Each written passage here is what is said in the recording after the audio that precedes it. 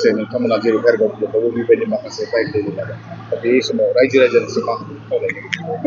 आं बेखौनो खावलायनो नागिरो दिनै जिहेतु 2020 मायथाइनि जानुवारिनि 27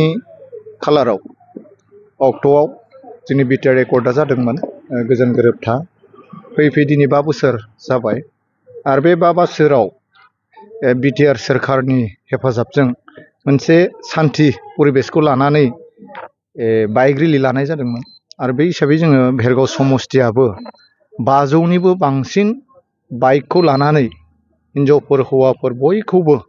बिभिन्न जाति जनगोष्ठीखौ लानानै दिनै बे बाइक रेलिखौ खालामनाय जाबाय आरो जों साबायखर बावदों बयखौबो जे जोंखौ खोब मोजाङै हेफाजाब होदों दिनैनि बे बाइक रेलि लानायाव आरो जों गोजोनैनो दिनैनि बे हाबाफारिखौ जों जाफुंसार होनो हाबाय जेबो असुबिदा जों मोनाखिसै आसा फारिदों दिनैनि जि थांखि जोंनि प्रमद बर' सारनि दैदेननायाव बिटिआर सोरखार सोलिबाय थादों दा बिथांमोननि जिथु थांखि जे जोंनि बिटिआर ओनसोलाव मोनसे समाव जोबोद गाज्रि दाङाबाजि असान्ति परिबेस जोंनि गेजेराव दङमोन आरो बे असान्तिया जोंनि बर' हारिनि मोननांगौ मोन्थायखौ लानानै मोनसे समाव जोङो जांख्रिखांनाय मोनसे आन्दलन खालामदोंमोन आरो बे आन्दलन खालामनायावनो जोंनियाव गोबां रोजा रोजा सुबुङा मुंख्लं जालांबाय सोरबा गोबां नोरजिया जानानै थालांबाय दा बिनि गेजेरजों जोङो थेलेबसेबाबो जों बिएसि मोनबाय बिटिसि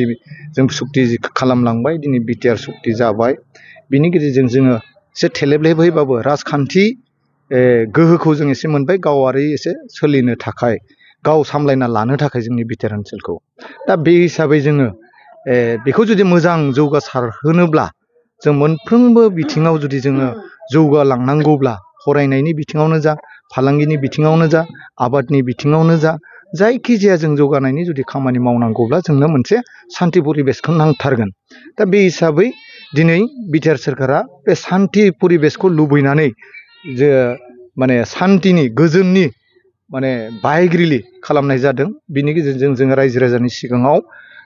फोरमायनो नागिरदों जे जों बयबो सान्थि परिबेसाव जों थानांगोन जों खुनु जातिनि भेदा भेद लानो नाङा धोरोमनि भेदा भेद लानो नाङा आरो जोङो जायखिजाया राजखान्थिनिबो जोङो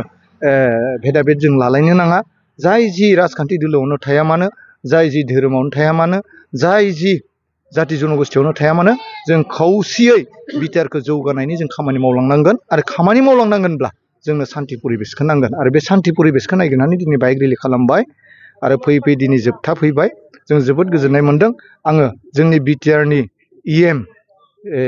भेरगाव समस्तिनि एमसिएलए दावबायसा बर' सार बिथांनिसिम साबायखर बावबाय बिथांनि माखासे दैदेननायाव नाजानायाव आरो जोंनि भेरगाव जिल्ला इउपिपिएलनि मानगिरि दैदेनगिरिफोर आरो माखासे अफिसियेल